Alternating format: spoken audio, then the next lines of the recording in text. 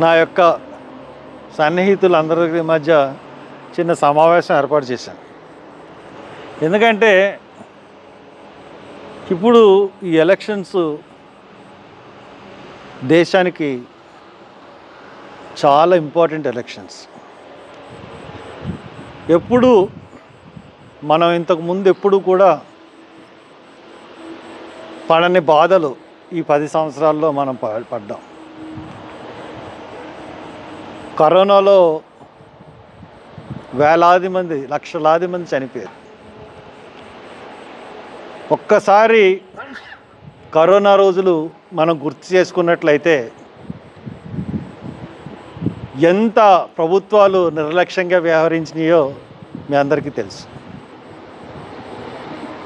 హాస్పిటల్లో రోజుకి 400, 500 మంది చనిపోతుంటే 60 మంది, 40 మంది, 50 మంది అని రాసేవారు. ఎవరు చచ్చిపోతున్నారో తెలీదు, ఎంతమంది చచ్చిపోతున్నారో తెలీదు. హాస్పిటల్లో ఆక్సిజన్ అందక చనిపోయిన వాళ్ళు, ప్రైవేట్ హాస్పిటల్లో కూడా అడ్మిషన్ దొరక్క కారులోనే తిప్పుతూ చనిపోయిన వాళ్ళు, తమ గ్రామానికి వెళ్ళాలని చెప్పి నడుచుకుంటూ వెళ్తుంటే ప్రభుత్వం సాయం చేయలేదు, కానీ సోను సూద్ సాయం చేశాడు. తర్వాత నష్టపరిహారం ఇవ్వని సుప్రీంకోర్టు చెప్తే రాష్ట్ర ప్రభుత్వం, ఇప్పుడున్న రాష్ట్ర ప్రభుత్వం కానీ కేంద్ర ప్రభుత్వం కానీ దొంగ లెక్కలు చూపి నష్టపరిహారం కూడా ఎవరికి అందజేయలేదు. అటువంటి దౌర్భాగ్యపు ప్రభుత్వాన్ని మనం కేంద్రంలో చూసాం. కరోనా బాధితులకి నష్టపరిహారం కూడా ఇవ్వని ప్రభుత్వానికి లక్షలా చనిపోతుంటే ఇవన్నీ ఎందుకు చెప్తున్నానంటే, ఒక్కసారి మనం మోడీ వచ్చిన తర్వాత ఒక్కసారి అన్నీ మనం బేరీజ్ వేసుకుంటే మోడీ అన్న అతనికి మనం ఓటేయం. కారణం ఏంటంటే కరోనానే కాదు, ఆయన వచ్చినప్పుడు ఎలక్షన్స్లో స్విస్ బ్యాంకుల్లో ఉన్నటువంటి ధనాన్ని మొత్తం తీసుకుని వస్తాను బయటికి, ప్రతి ఒక్కరికి ఒక 15 లక్షలు చొప్పున నేను మీ అకౌంట్లో వేస్తాను. నువ్వు అకౌంట్లో వేయకపోయినా పర్వాలేదు, 15 లక్షలు నువ్వు స్విస్ బ్యాంకులోంచి తీసుకొస్తా అన్నది ఒక్క అకౌంట్లో అన్నా తీసుకొచ్చావా? తీసుకురాలేదు. కాంగ్రెస్ పార్టీ స్కాముల పార్టీ అన్నావు, కాంగ్రెస్ పార్టీ అసలు ఏమీ చేయలేదు ఈ దేశానికి అని చెప్పావు. మరి 2G స్కామ్, నువ్వు ఈ 10 సంవత్సరాలు ఉన్నావు, స్కామ్ జరిగింది, 2G స్కాము, 3G స్కామ్ జరిగింది, లేకపోతే బొగ్గు స్కామ్ జరిగింది. ఎవరిని దోషుల కింద పట్టుకున్నావు? కాంగ్రెస్ వాళ్ళు ఎవరినైనా పట్టుకున్నావా? ఏమన్నా నిరూపించావా? కాంగ్రెస్ ఈ స్కామ్ చేసింది, ఈ అవినీతి చేసింది, ఎవరినైనా నిరూపించగలిగావా మోడీ? ఎవరిని నిరూపించలేదు. సడన్గా మానిటైజేషన్, ప్రభుత్వ నోట్లు రద్దు చేసేసావు.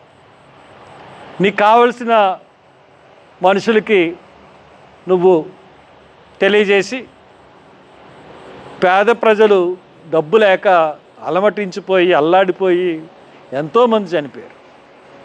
ఏటీఎంల దగ్గర డబ్బులు దొరకని పరిస్థితులు, బ్యాంకుల్లో డబ్బులు లేని పరిస్థితులు, మార్చుకుందామన్నా తిందామన్నా నోట్లు డబ్బులు బ్యాంకుల్లో ఉన్నా బ్యాంకుల్లోంచి తీసుకోలేని పరిస్థితులు.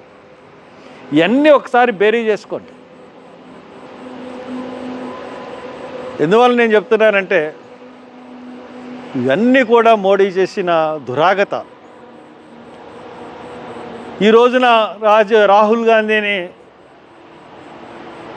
రాయ్బరేలీ వెళ్ళాడు. రాహుల్ గాంధీ నామినేషన్ అమేధీ నుంచి వెళ్ళిపోయాడు, భయపడి వెళ్ళిపోయాడు, వయనాడు నెగ్గినది. నువ్వెందుకు గుజరాత్ నుంచి యూపీ వచ్చావు? వారణాసి ఎందుకు వచ్చావు? నువ్వు వారణాసిలో నువ్వు ఎందుకు నించుంటున్నావు?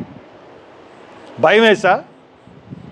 వడోదరలో నెగ్గవని చెప్పి భయం వేసి వారణాసి వచ్చావా నువ్వు?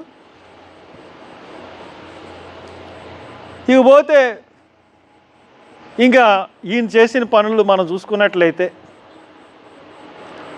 మొన్న సుప్రీంకోర్టు అన్నిటికన్నా అత్యంత హేయమైన పరిస్థితి ఏంటంటే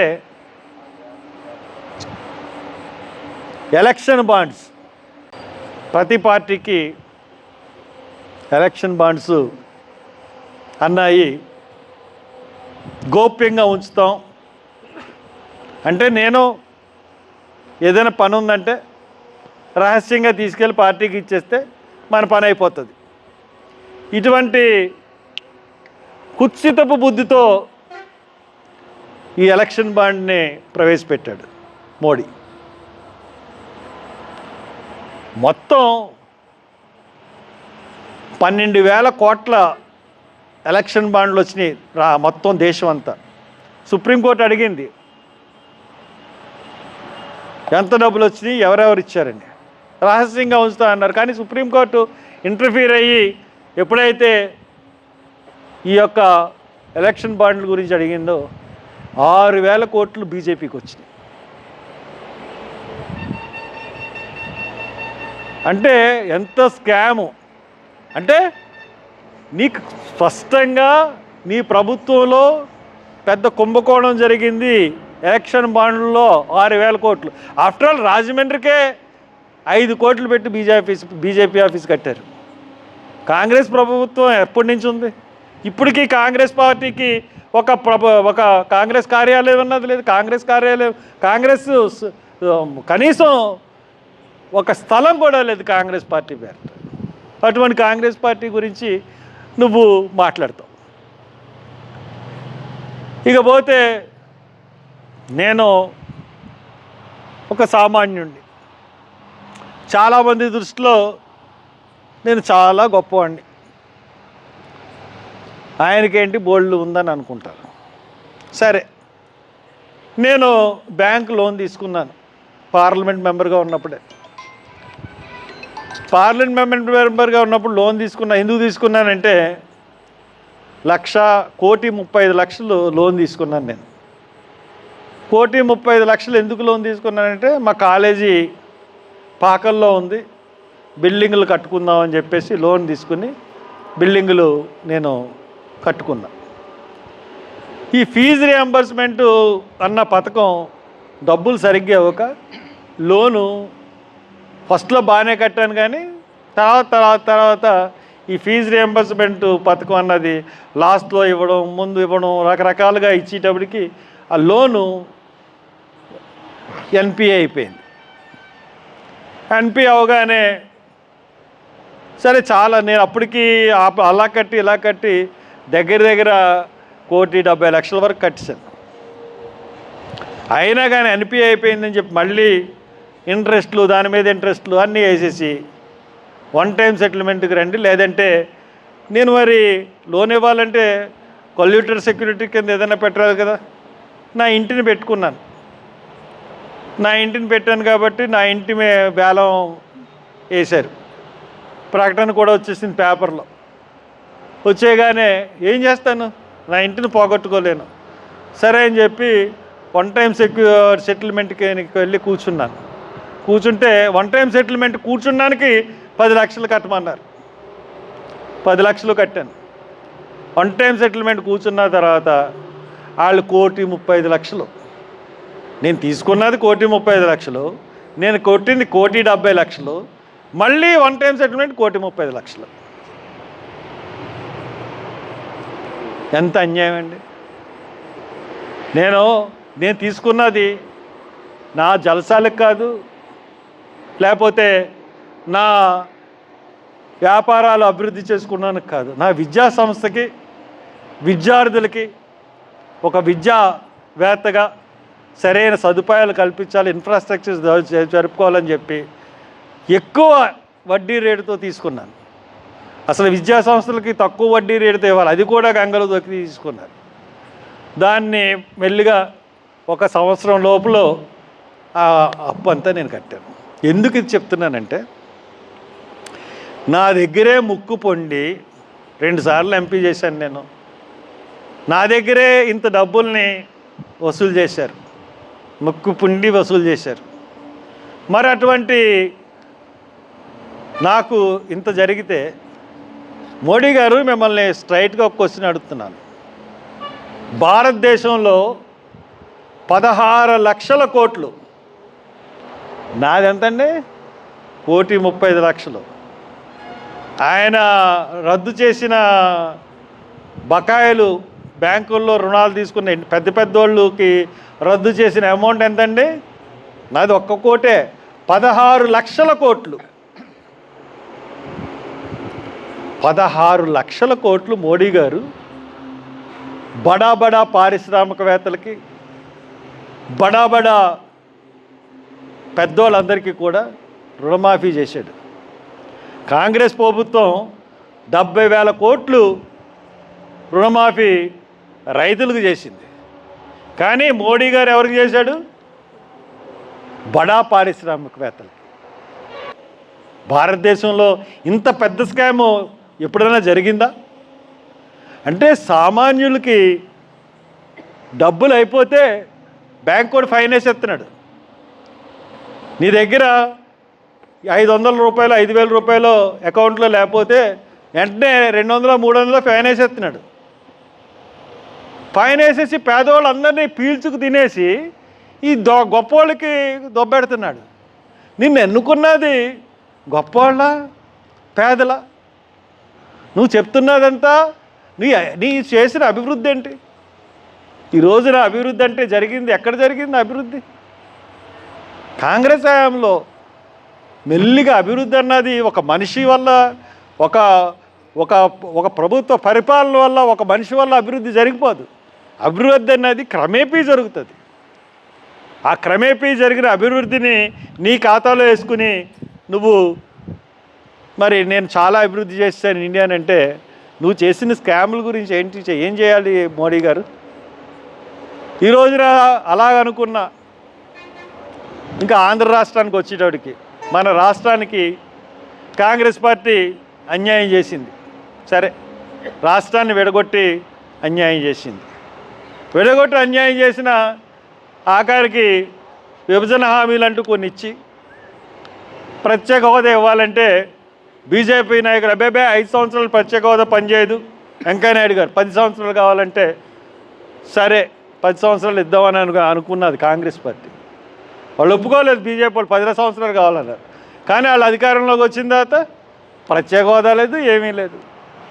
మనం పోరాడి సాధించుకున్నటువంటి విశాఖపట్నం స్టీల్నే అమ్మేద్దాం అనుకుంటున్నారు, ఎల్ఐసిని అమ్మేయాలనుకుంటున్నారు, రైల్వేస్ని అమ్మేయాలనుకుంటున్నారు. ప్రతిదీ కూడా ప్రభుత్వ రంగ సంస్థలన్నీ అమ్మేసి ఈ రోజున రిజర్వేషన్స్ తీసేయడం అంటే ఏంటనుకున్నారు? ప్రభుత్వ రంగ సంస్థలు అన్నీ తీసేస్తే ప్రైవేట్లోకి వెళ్ళిపోతే రిజర్వేషన్లు ఉండవు. రిజర్వేషన్లు తీసేస్తాడు మోడీ అనడానికి నేను చెప్తున్నది ఏంటంటే, ప్రభుత్వ సంస్థలన్నీ కూడా ప్రైవేట్ పరం చేస్తే రిజర్వేషన్లు ప్రైవేట్లో లేవు కాబట్టి రిజర్వేషన్లు తీసేస్తాడు మోడీ. రిజర్వేషన్లు తీసేస్తాడంటే దీనికి అర్థం ఇదే. లేకపోతే స్టీల్ ప్లాంట్ని, లాభాలు ఉన్న స్టీల్ ప్లాంట్ని నష్టాల్లో చూపించి ఈ రోజున ప్రభుత్వ రంగ సంస్థ అనేటువంటి స్టీల్ ప్లాంట్ని ప్రైవేట్ రంగంలోకి తీసుకెళ్ళడం అన్నది సామాన్యమైన విషయం. ఇలాగ ఎన్ని ప్రైవేటు రంగ సంస్థలని, ప్రభుత్వ రంగ సంస్థలను అన్నింటినీ అమ్మేశాడంటే మోడీ ఎన్నో సంస్థలను అమ్మేశాడు. ఇటువంటి మోడీ మనకు అవసరం ఈ దేశానికి? ఒక్కసారి భారత ప్రజలందరూ కూడా ఇది ఆలోచించాలి. ఖచ్చితంగా ఆలోచించాల్సిన విషయాలు ఇవన్నీ. ఈ రోజున ఉత్తరప్రదేశ్లో మనం చూసుకున్నట్లయితే దళితుల మీద అత్యాచారాలు. అసలు పెళ్లి కొడుకు గుర్రం ఎక్కెళ్తే ఆ గుర్రాన్ని దింపి పెళ్లి కొడుకుని గుండు గీసేసి అవమానపరిచిన సంఘటనలు. హత్రాస్లో అమ్మాయిని భయంకరంగా రేప్ చేసి పోస్ట్ మార్టం కూడా చేయకుండా అమ్మాయిని హాస్పిటల్ నుంచి దహనాన్ని తీసుకెళ్ళి కాల్ చేశారు. ఇటువంటి సంఘటనలు జరిగి అక్కడ మైనారిటీస్ మీద, ఎస్సీస్ మీద, దళితుల మీద ఇంత ఘోరాలు అన్యాయాలు చేస్తున్న బీజేపీ పార్టీకి ఈ రోజున తెలుగుదేశం పొత్తు పెట్టుకుందంటే మనం ఏమనాలి చెప్పండి? ఈ రాష్ట్రంలో మరి 5 సంవత్సరాల్లో దళితుల మీద జరిగిన అన్యాయాల గురించి మనం చూసుకున్నట్లయితే వైసీపీ పార్టీని ఏమనాలి? దళితులకి రావాల్సిన పథకాలన్నింటినీ కూడా వైసీపీ పార్టీ ఈ రోజున తొంగలో దొక్కేసి కనీసం రిపెంటెన్స్, అయ్యో మనం వీళ్ళకి తీస్తాం అయినా వీళ్ళు మనతోనే ఉన్నారు అన్న ఉద్దేశం కూడా లేకుండా, నేను తిరిగిస్తానన్న ఒక మాట కూడా లేకుండా జగన్మోహన్ రెడ్డి ఈరోజు చేస్తూ ఉన్నాడు. పోనీ ఇవన్నీ మనకెందుకు, మనం రాజమండ్రి విషయానికి వస్తే ఈ రోజున ఖచ్చితంగా మనం బీజేపీని ఓడించాలి. ఎందుకంటే మణిపూర్లో ఎంత దారుణంగా ఆడపిల్లల్ని రేప్ చేసి గన్నులు నుదుటి దగ్గర పెట్టి కాల్ చేసి ఎంత అరాచకం సృష్టించారంటే, ప్రభుత్వమే చేయించింది ఈ అల్లర్లు అన్నీ ఒక వర్గం చేత అని చెప్పి అని వచ్చినప్పటికీ కూడా ఈ రోజు వరకు కూడా మరి మోడీ మణిపూర్ వెళ్ళలేదు. ఈ రోజున ముస్లిమ్స్కి దోసిపెడుతుంది కాంగ్రెస్ పార్టీ వస్తాయని చెప్పి మైనారిటీల మీద తన అక్కసు వెలగొట్టుకుంటున్నాడు. కాబట్టి ఖచ్చితంగా మోడీని మనం ఖచ్చితంగా బీజేపీ అన్న పార్టీని, ముఖ్యంగా అందరం కూడా భారతదేశంలో ప్రజలందరూ కూడా రాముడు ఆలయం కట్టాడు దాని గురించి ఈయన ఓట్లు వేయాలట. ఆ రకంగా ప్రచారం చేస్తున్నారు బీజేపీ వాళ్ళు. తస్మాత్ జాగ్రత్త. ఇంకా రాజమండ్రి విషయానికి వస్తే మనం ఎట్టి పరిస్థితుల్లో బీజేపీకి ఓటేయకండి. నేను ఇది చెబుదామనే మీకు ఈ రోజున ఈ చిన్న ఆత్మీయ సమావేశం పెట్టాను. మరి ఎట్టి పరిస్థితుల్లో బీజేపీకి ఓటేయద్దు. మనం బీజేపీకి ఓటేసిన బీజేపీ పార్టీ అటువంటిదే, క్యాండిడేట్ కూడా ఆవిడ నాతో 2 సార్లు ఎంపీ కింద పనిచేశారు, రెండోసారి ఆవిడ మినిస్టర్ కూడా అయ్యారు. వ్యక్తిగతంగా మంచిదే ఆవిడలో చెడ్డ అనేది ఏం లేదు. కానీ సామాన్య ప్రజలకు అందుబాటులో ఉండదు, సామాన్య ప్రజలకు మట్టుకు అందుబాటులో ఉండదు. అది మీరు చూసుకోండి. మనం వెళ్ళి కలవాలన్నా కానీ చాలా కష్టమైపోతుంది. పార్టీగా ఆవిడకు ఓటేయడం మనం అందరం వ్యతిరేకించాలి, క్యాండిడేట్గా కూడా ఓటేయడం మనం అందరం కూడా వ్యతిరేకించాలి. దాన్ని బట్టి ఇంకా అసెంబ్లీ విషయాలు అంటారా, మీ ఇష్టం.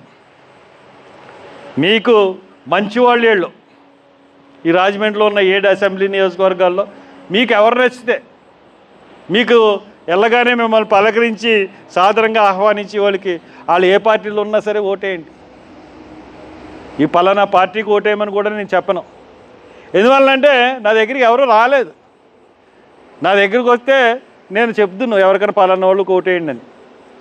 కాబట్టి అది ఆలోచించుకోండి, ఆలోచించుకొని చేయండి అని కోరుతూ మరి సెలవు తీసుకుంటున్నాను.